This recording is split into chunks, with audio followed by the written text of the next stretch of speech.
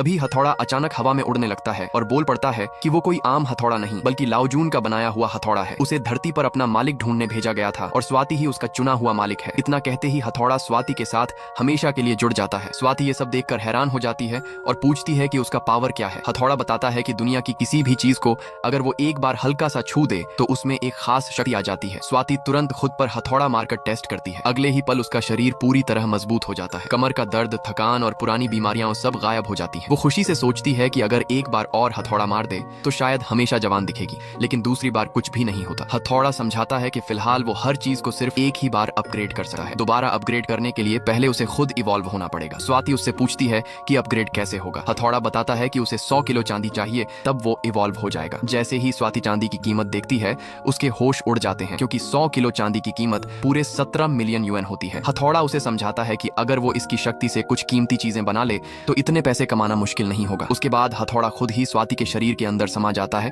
ताकि उसे साथ लेकर चलना आसान हो। घर पहुंचकर स्वाति अपने कुत्ते शेरू से मिलती है और उसके सिर पर भी हथौड़ा मार देती है। अगले ही पल शेरू इंसान की तरह बोलना शुरू कर देता है। उसकी बुद्धि खुल जाती है, शरीर और भी ताकतवर हो जाता है, साथ ही उसकी सुनने और सूंघने की शक्ति कई गुना बढ़ जाती है। शेरू खुद हैरान होकर पूछता है कि उसके साथ ये सब कैसे हुआ। स्वाति उसे सारी बात बताती है। हथौड़ा बताता है कि अगर वो और अपग्रेड हो गया तो शेरू एक दिव्य कुत्ता बन सकता है, लेकिन सबसे पहले इतने पैसे कमाना जरूरी था। तब स्वाति को याद आता है कि उसके पास एक पुराना कंपास था। वो उस कंपास पर हथौड़ा मार देती है। कंपास तुरंत बदलकर एक जादुई ट्रेजर कंपास बन जाता है जो हर 7 दिन में छुपे हुए खजाने का पता लगा सकता है। कंपास तुरंत बताता है कि स्वाति के पुराने घर के दक्षिण कोने में 2 मीटर नीचे एक खजाना दबा हुआ है। स्वाति और शेरू तुरंत वहां खुदाई शुरू कर देते हैं। कुछ देर बाद उन्हें मिट्टी के अंदर से सफेद जेड के 2 बेहद खूबसूरत और बिल्कुल सलामत पुराने बर्तन मिलते हैं। हथौड़ा बताता है कि ये दोनों बहुत कीमती और एंटीक हैं और इनकी कीमत लाखों में हो सकती है। स्वाति बिना देर किए उन्हें लेकर एक एंटीक शॉप पहुंचती है। दुकान का मालिक बर्तन देखते ही हैरान रह जाता है। वो बताता है कि इन पर की गई कार्विंग लाजवाब है और ये चिंग डायनेस्टी के बीच के दौर की असली जोड़ी लगते हैं। शॉपकीपर तुरंत उन दोनों बर्तनों के बदले